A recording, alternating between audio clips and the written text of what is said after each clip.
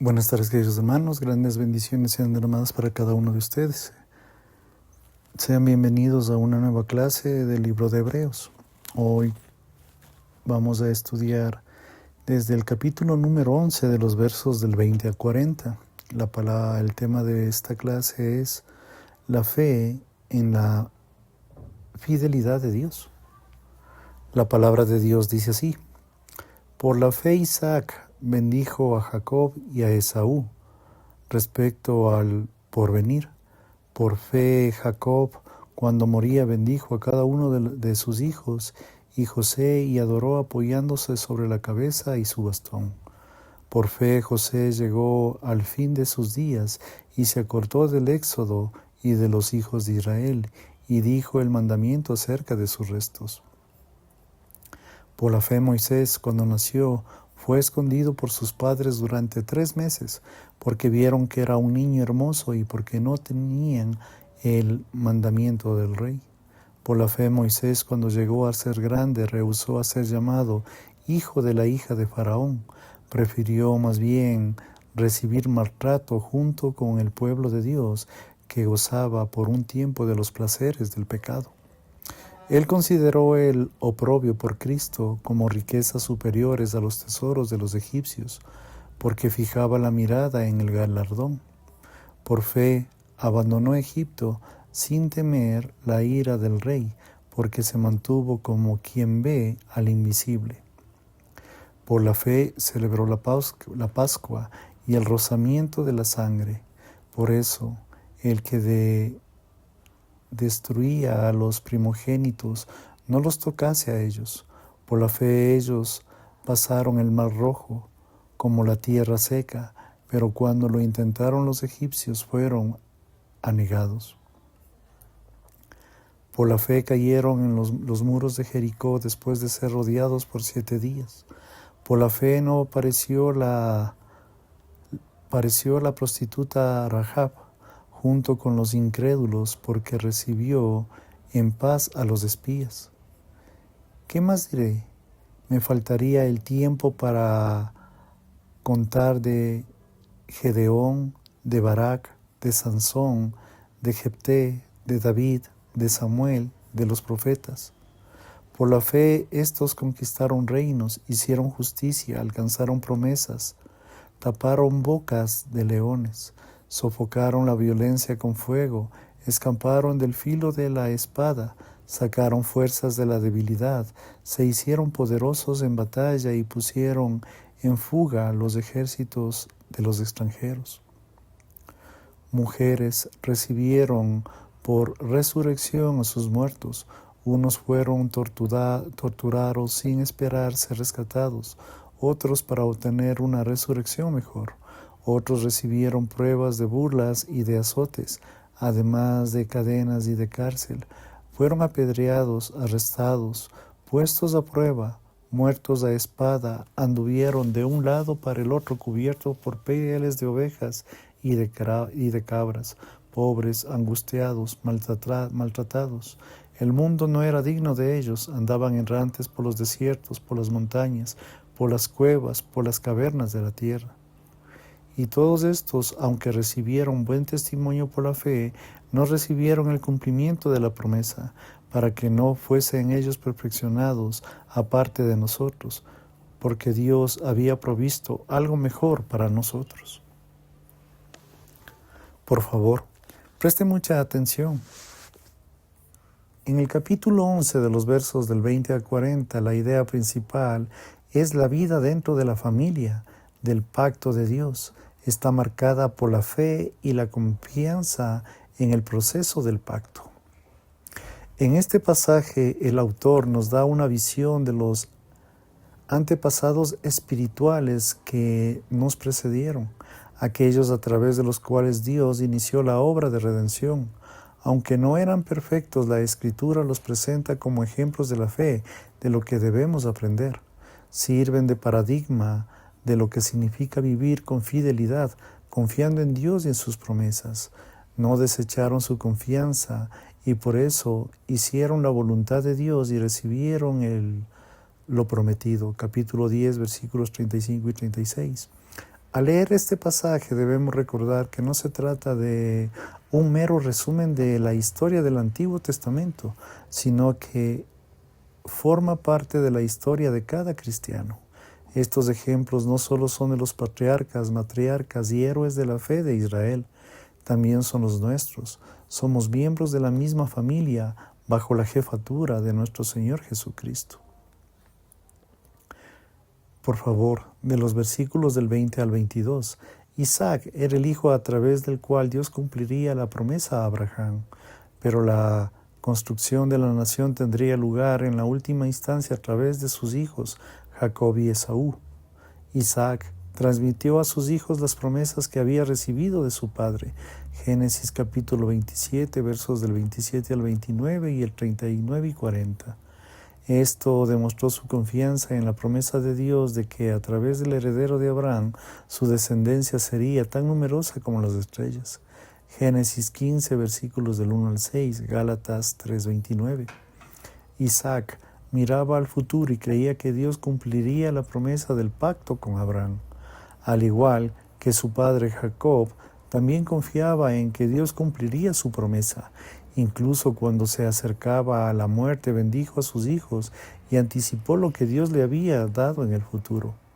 Génesis 48, versos del 1 al 22. Su fe estaba orientada al futuro y fijaba la fidelidad de Dios. Del mismo modo, José esperaba con fe y confiaba en Dios le redimiera su pueblo en Egipto. Como dice el texto, anticipó el día que volvería a Israel. Génesis 50, versos 24-25.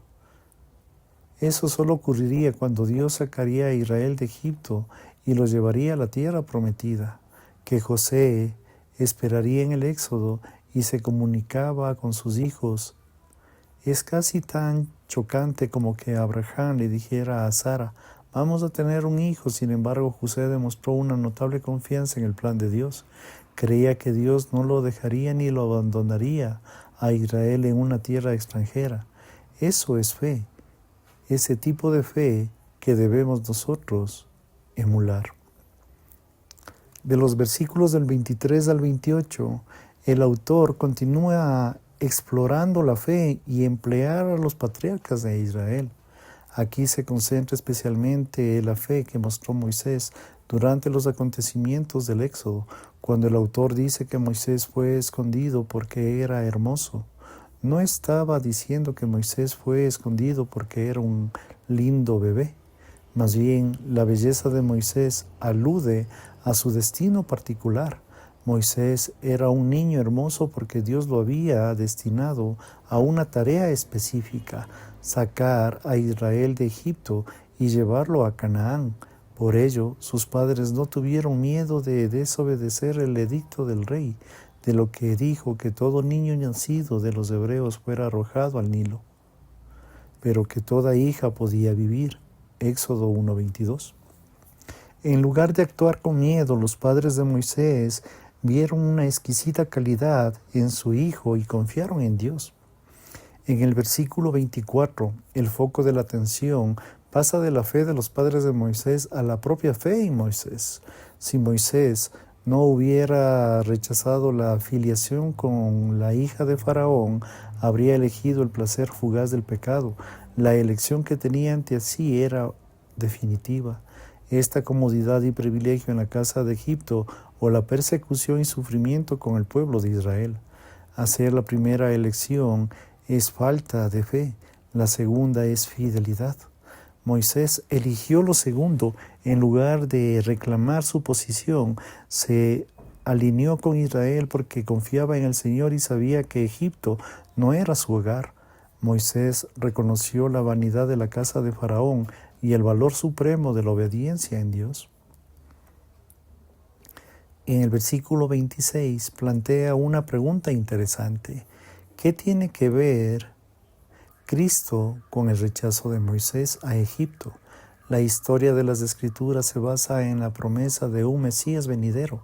El autor de Hebreos demuestra que el maltrato de Moisés señaló en última instancia al Jesús, el mismísimo Mesías que vendrá a redimir a su pueblo. El propio Moisés escribió que vendrá un profeta más grande que él y que cumpliría las promesas de Dios. Deuteronomio 18, versículos del 15 al 22. Las promesas del pacto en las que se creían estos santos del Antiguo Testamento se cumplen todas en el Señor Jesús en 2 de Corintios 1:20. Moisés, por lo tanto, buscaba a aquel que remediaría a Israel, y el reproche que soportó por identificarse con los israelitas dio testimonio del reproche de Cristo soportaría por su pueblo. Al elegir la persecución en lugar de los fugaces placeres del pecado, Moisés actuó de acuerdo a la fe y a la promesa de Dios. La recompensa por confiar en Dios y en su promesa en lugar en las riquezas del hombre es mayor que todo lo que este mundo puede ofrecer. El placer del pecado es muy grande, pero es temporal.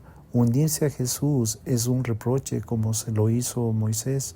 Trae una recompensa eterna y un gozo sin fin. Moisés también demostró su fe en Dios al salir de Egipto. Obsérvese el paralelismo con José. Moisés, como José, sabía que Egipto no era su hogar, no era la tierra prometida. Se fue porque creyó que en las promesas de Dios en Israel. En el versículo 27 es un recordatorio de un principio bíblico básico. Debemos deducir que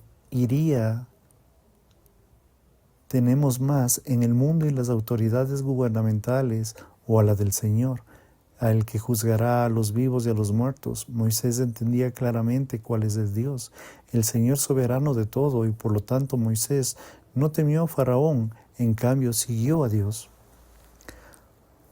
Aunque pueda parecer extraño la afirmación del autor de que Dios es invisible, es muy importante.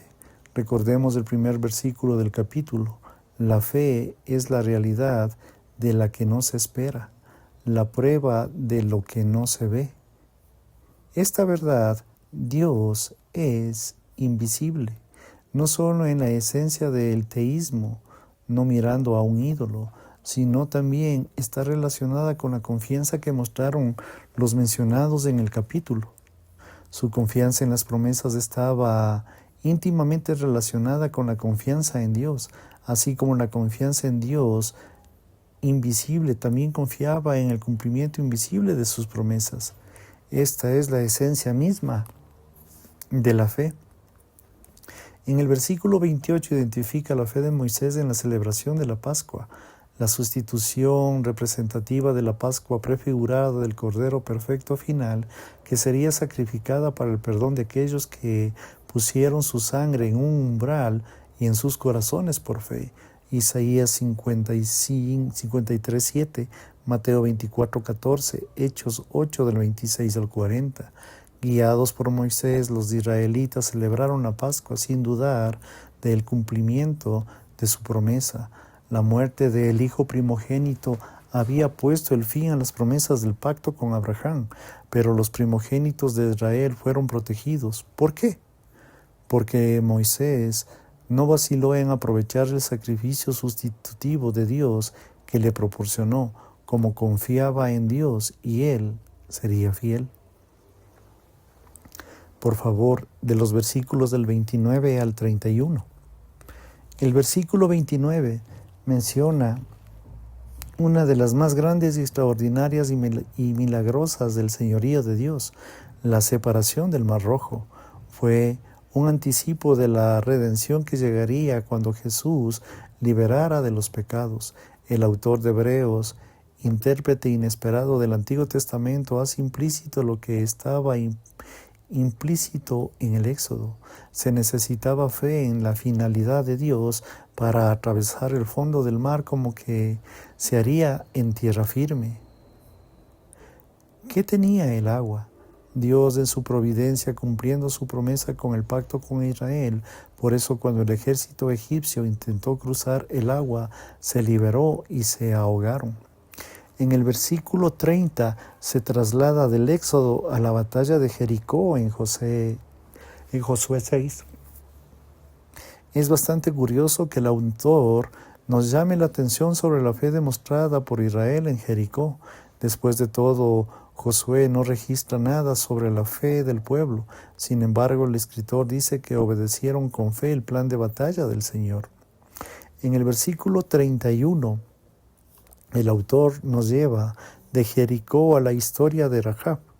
Lo que al principio parece un cambio drástico del contenido, hasta el punto del autor ha identificado a la persona que naturalmente suponemos que sería expuestas como ejemplos de la fe. No obstante, Rahab no es un nombre que esperamos encontrar en esta lista ilustre. Una prostituta no era la típica persona descrita con fidelidad a Dios. Sin embargo, él pone a Rahab como un ejemplo a emular. Él confió ella en Dios porque es encomendable su fe, y a pesar de su ocupación, Rahab escondió a los espías de Israel y les informó cómo podían escapar. Josué 2. Como resultado, Rahab y toda su familia se salvaron. Josué capítulo 6, versículos del 22 al 25. Ella no estaba motivada por su valor y la autoprotección de algún cálculo político. Su motivación fue la fe. Rahab confirmó que en el Dios de Israel no solo cumpliría su promesa a su pueblo, sino que también la protegería de la destrucción de Jericó. En ese momento de peligro se identificó con el pueblo de Yahweh y él creyó en sus promesas. Aunque no era israelita, la suya es realmente una fe que merece ser emulada. De los versículos del 32 al 40, al llegar al final del capítulo, es como que si hubiéramos experimentado una gran sinfonía. Ha habido un movimiento transitivo a través de muchas posiciones del Antiguo Testamento, y ahora la lista de personajes culmina en un crescendo en los ejemplos finales. Aunque estamos menos familiarizados con ellos, el mensaje central se pretende transmitir lo mismo. Los individuos estaban marcados por una asombrosa fe en Dios, al mismo tiempo deberían ser marcadas en nosotros. Las vidas de los mencionados en este pasaje nos sirven, por ejemplo, fueron ejemplos perfectos, no las últimas palabras de Lutero que subrayan nuestra necesidad y se aplican en ellos. Somos mendigos, esto es cierto. Gedeón exigió señales a Dios y llevó a Israel a pecar cuando hizo un efod. Jueces 6:36 al 40, capítulo 8 del 24 al 27. Sansón fue sexualmente promiscuo y rompió su pacto con Dios. Jueces 13 al 16. Jefté juró sacrificar a su propia hija. Jueces 11, versículos del 30 al 31 y del 34 al 40. David cometió adulterio con una mujer y trató de encubrirlo arreglando la muerte de su marido. Segunda de Samuel, capítulo 11. Aún así, el autor no los recuerda por sus defectos, los elogia por su fe. Aunque pecaron, sus vidas estuvieron marcadas en la última instancia por su fe en Dios, y el autor destaca estos versículos en el 33 y 34. Aunque fracasaron, lograron cada uno de estas hazañas por fe, y que sirve de ejemplo con una notable confianza en Dios. En los versículos 35 al 38 trasladan nuestra atención en lo que sufrieron por la causa de Cristo por la fe. De hecho, de estas son las mujeres que se recuperen de sus muertos. Es probablemente la referencia a la obra de Elías, capítulo en Primera de Reyes, capítulo 17, de versículos del 17 al 23, y la de Eliseo en Segunda de Reyes, capítulo 4, del 18 al 36. Estas mujeres confiaron en Dios y así recibieron de vuelta a sus muertos. Las personas que experimentaron el terrible sufrimiento que el autor detalla no fallaron en fe, incluso en medio de su preocupación. Cayeron con Dios, no dejaría de darles la tierra prometida, y confiaron en los que resucitarían en el último día. Aunque fueron considerados justos por su fe, fueron apreciados por el mundo por su devoción a Dios, y por el mundo no era digno de ellos. El autor no los llama a morir con ellos, sino que nos llama a confiar en el Señor, en el pacto con ellos que lo hicieron. Incluso eso significaba sufrir una muerte como la de ellos. Justino Mártir, el padre de la iglesia primitiva, se hizo eco en este mismo tipo de fe. Al completar el mismo lugar donde él y su congregación serían martirizados, Justino dijo: «Recuerden, hermanos, que pueden matarnos, pero no pueden hacernos daño». Este es el tipo de devoción que marcó a estos santos del antiguo pacto, y es el tipo de devoción que deberíamos mostrar en nuestras propias vidas. El autor termina la sinfonía del capítulo 11 llevándonos a sus lectores de vuelta al comienzo, es decir, al tema, en el capítulo 11, versículo 2. Estos santos solo tuvieron visiones preliminares del maravilloso cumplimiento de la promesa de Dios. No vivieron para ver la coronación del Rey Jesús en la cruz del Calvario. Sin embargo, se les elogia por su extraordinaria fe en la promesa de Dios. No recibieron el cumplimiento definitivo de esta promesa, pero sí reconocieron con lo que experimentaban escatológicamente. Su fe, al igual que todo aquello que el autor halló antes, era una fe que miraba el futuro. Esto vuelve a ponerse en manifiesto en la importancia suprema del nuevo pacto.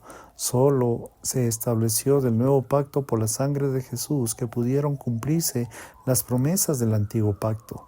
Esto es lo que el autor quiere decir en el verso 40.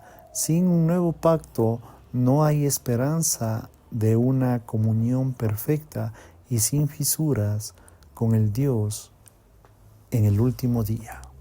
Gracias, queridos hermanos. Grandes bendiciones sean derramadas para cada uno de ustedes. Y si el Señor lo permite, estaremos junto a ustedes en una próxima enseñanza. Bendiciones.